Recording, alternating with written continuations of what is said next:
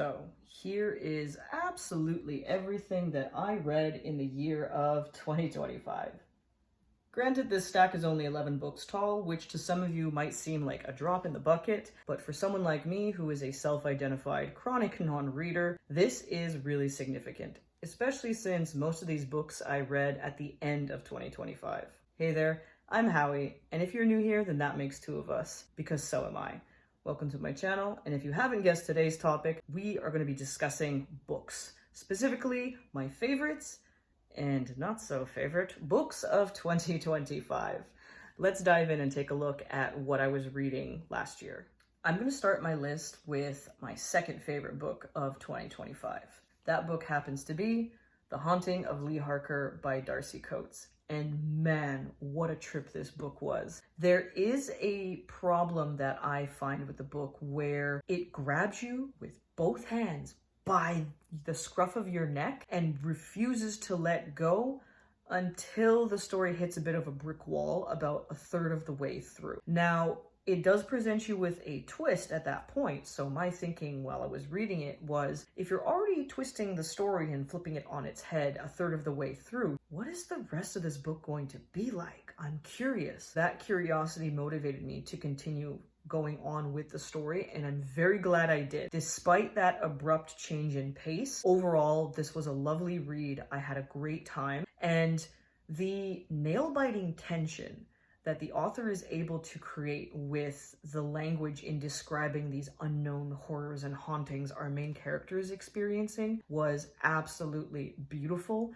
You're just left alone with the horrors of your imagination for several moments as you're reading through it. Basically, the premise of this book is we have our main character, Lee Harker, who lives by herself in a home that she previously rented before buying. And we open the story with her very vivid, horrific description of some unknown thing, a presence, watching her sleep in her bedroom. And it just wildly escalates from there. Like I said, we do have that brick wall that changes the pacing a bit in the middle of the book, but there are still so many unfinished storylines and loose threads that you know something bigger is coming. You just got to be patient and get to know your characters a little bit more. One of the main things that I also like about this book is the way that the character is attached to her home. The way the author conveys this feeling of desperation to maintaining the integrity, safety, and security of her home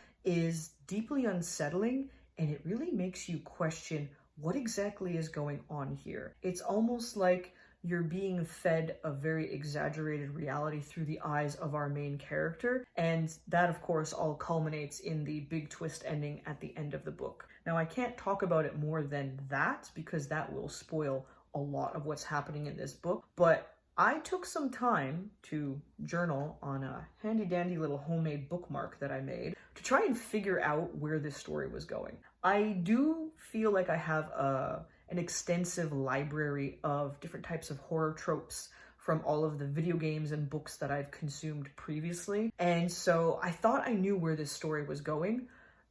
I was close, but no. Close, but no cigar. I did not guess exactly how this book ended, and wow, we actually turn up that nail-biting tension to 11 in that last final act of the book. Great overall story. Highly recommend it if you're into supernatural horror. Next up, I want to bring your attention to a very brief honorable mention by Carissa Orlando, and that is The September House. Now, I swear I didn't pick up this book just because September is my birth month, I promise you that. But I heard good things about it, and I wanted to dive in and see what it was all about. So this book really takes the haunted house trope and kind of flips it on its head a bit. Normally, when you see these haunted house stories, the characters are doing everything in their power to either leave and escape the horror or exorcise the horror and try and remain home. But basically, most stories involve the main characters facing the challenge head on and attacking it. This story asks the question, what if you just tried to live with the hauntedness of your situation? How would your life revolve around navigating the hauntings happening in your very clearly haunted house? Because you're so attached to it and you just can't let it go.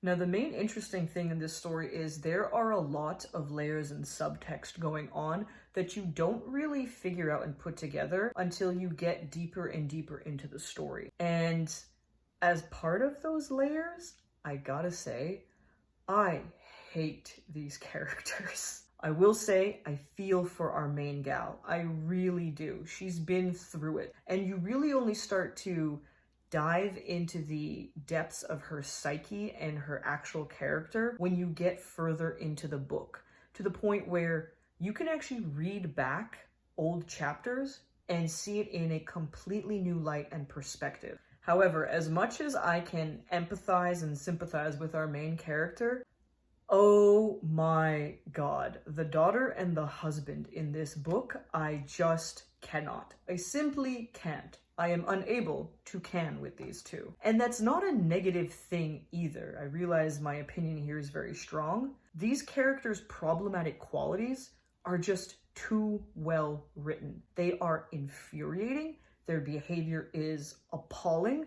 And it just made me want to slam a book shut and walk away for a few moments. It was so infuriating. So while you have this slow build-up and slow burn dealing with these infuriating characters and their awful personality quirks, it does eventually culminate in a very satisfying and honestly sweet ending. I'm happy with this book. That's why it's an honorable mention. I just have to say, Orlando is really good at writing characters that you just love to hate. Up next, we have what you've all been waiting for, which is my absolute favorite book of 2025. And much like the others, this is also another horror novel. Let's face it, all I really consume in this type of media is horror. So that book happens to be We Used to Live Here by Marcus Cleaver. I'm pretty sure that's how you say his last name anyway. So this book, unlike The Haunting of Lee Harker, didn't suffer from pacing issues, from my opinion. It really relies on atmosphere and the unsettling unknown of interacting with strangers. This book made me vastly uncomfortable with the idea of ever having to talk to a stranger ever again for the rest of my life. There isn't a lot of gore, there isn't a lot of viscera, so if that's not your jam, this book is definitely going to be a recommendation for you. There's maybe one scene where things get a little carried away, but it's very brief, it's very short, nothing to worry about. The focus of the horror is the atmosphere and the fear of the unknown and the fear of being gaslit. That's it. This book is literally gaslighting the horror story. It's a wild, wild psychological ride. So our book opens up by introducing us to a lesbian couple who are flipping houses for a living. And they've recently acquired their next target house, which happens to be situated in the middle of a wooded area where your closest neighbor is like a 10-minute walk away. Very private and secluded, but very creepy when you really think about it. And so at the beginning of the book, the wife of our main character heads back to town for errand running in the middle of a snowstorm, and there's an unexpected knock at the door. And when our main character opens that door, on their snow-covered front porch is a very typical cookie-cutter looking white American middle-class family. And the father opens this book up with saying, "Hey, my family used to live here. I grew up in this house. Do you mind if I come inside for a 15-minute tour to show my kids where Dad grew up?" What would you do in that situation? I can tell you what I would do. It would be a hell no, sir, get off my property. So that's one thing that I say this book suffers from. It's the trope of, this could have been an email. Let's face it, if the character had taken literally any other decision than the worst possible choice she makes in this situation, this book would be about 10 pages long and I wouldn't be talking about it right now. But the author wanted to tell a story, and boy did they tell a story. So again, the book's focus is on the atmosphere and uncomfortable nature of dealing with this random family that showed up on our main character's front porch. I can't talk any more about it because I don't want to accidentally give away spoilers, but please, please, please read this book. It's so good. Now, for those of you who love a little added mystery, this book actually has a secret code built into the pages. Every other chapter is like a detective's dossier of documents, of evidence. And there's some code in those cold case files that you can decipher and put together, which I'm realizing now, I actually didn't finish deciphering that code. So now my goblin brain is like, we have to go back to this book and finish that code. So if you're like me and you like extra little puzzles and like interactivity with your stories, that's a little activity that you can add when you read through this book. Now, because this book relies on atmospheric horror, I find the author's command of the language and his ability to evoke uncomfortable emotions is fantastic. In fact, there's one scene in the book that really sticks in my mind because as an avid gamer, I don't know if I can accurately describe this to you, but I'm going to try. If you've ever played a horror game where you encounter one of the hauntings, one of the haunted characters or one of the haunted monsters, and they have this herky-jerky movement where their movement sequence is missing frames so that they move very quickly and very disconcertingly. We're uncomfortable by the way they move. This author has managed to capture that in the written word, and it was so unsettling. I absolutely adore the way this author writes. Now, when it comes to the ending, I will only say that I wanted a different ending. But the ending that was presented to me does actually fit in with the story. It does explain some things, but it is a little bit open-ended. I think that's the beauty of it because, as I mentioned, this is essentially gaslighting the horror story. Absolutely marvelous.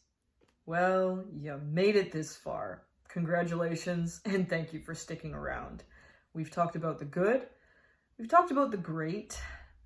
Now we gotta talk about the bad and the ugly. The mistake of 2025. And this is just my singular humble opinion. Granted, I got this recommendation off of another YouTube channel, so I had fairly high expectations, but no shade on that YouTuber. Absolutely no shade on anybody that does enjoy the book I'm about to talk about. It just did not vibe with me in the slightest. There was one saving grace, and I'll talk about that. But overall, my least favorite book of 2025 that I pushed through to finish just so I could say I finished it and I know enough about it to talk about it is The Handyman Method by Nick Cutter and Andrew F. Sullivan. I don't know what I expected when I opened this book, but I also didn't expect for this book to become the fastest disliked read in the history of my reading career. The third line. By the third line of this book, the narrator in my voice said, and this is when he knew he was about to have a very bad time. I'm going to read you those first 3 lines, just so you can understand where I'm coming from with the rest of this book. There's a secret at the heart of every marriage. The thought hit Trent Saban without warning as he pulled up to the new house. He didn't consider it an omen, but he did wish his brain, that malignant turd in the punch bowl socked between his ears, hadn't conjured it at the moment he first set eyes on the place. I'm gonna let that sit and stew in your punch bowl for a bit. Essentially, what happens is our main character, Trent Saban, husband and father of one son, purchases a house and moves in. And he slowly, maniacally becomes obsessed in the idea of fixing up and upgrading his house. And it all starts when he goes up to the master bedroom and he sees a massive floor-to-ceiling crack at the back of the closet. And it enrages him. And so because he's the man of the house and fixing things is what the man of the house does, he Googles that and he figures out how to fix that crack. And what he ends up finding is a YouTube channel that just so happens to show him how to fix the crack in the house that he has purchased. Very important. The YouTube video is showing the exact same crack that he has in the exact same closet that is in his exact same house. So essentially we have this new trope that is surfacing where it's the haunted social media trope or the haunted internet trope. So the YouTube channel is tied to this house in a way, and it slowly drives him closer and closer to the edge of absolute insanity. You know, he's talking about visiting hardware stores to pick up the latest, greatest, coolest gadgets and gizmos that all the real working men have and all the real working men use in their everyday life. And it's just is painful to read. Like, this guy is so insecure. And there are other things that point to this, aside from the massively obvious and over-exaggerated gender stereotypes that these authors throw and just pepper everywhere in this book. But there are things that are revealed and things that unfold during the hauntings of this house that he's bought that just...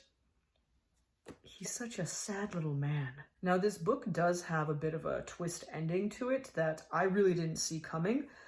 And I probably didn't see it coming because the first 80 to 90% of the book doesn't really hint or indicate that this is the source of the twist. I did mention that there was a saving grace here, and that is simply the way the gore is written in this book. So if you are not into gore, then I really cannot recommend this book to you. I find the authors do use very creative, evocative language. There is the trap you could fall into when it comes to writing about gore, where you just run out of words to describe blood and viscera and violence. And that is not what's happening in this book. The language is evocative. The scenes are incredibly uncomfortable to sit through. Like, I was reading these scenes with like a squick face, like, all by myself, just like, ooh, oh, yuck, oh, that's awful, that's gross, and you get that twisty feeling in the pit of your stomach as you're reading it. It was absolutely delightful. I love when gore is described in this creative manner. So there's my saving grace. There's the one brownie point that these authors get for this book. The rest of it, especially when it came to the twist ending, yes, it was a twist ending, but perhaps I'm misinterpreting something, but I feel like it just emphasized these crazy over-the-top gender stereotypes that make up the bulk of this book. Do not recommend. Do not want to read anything else by either of these authors for as long as I continue reading, and that is where I'm going to leave it at. The choice to pick up this book is entirely up to you. So I can't wait to share more books in 2026 with you all, and because reading is part of my life admin gamification system, there might be more review videos of this coming in the future as well. Maybe I'll make it a series. Who knows? That's for future Howard to figure out. For now though, thank you all so much for tuning in. And don't forget, take care of yourselves and each other. See you in the next video.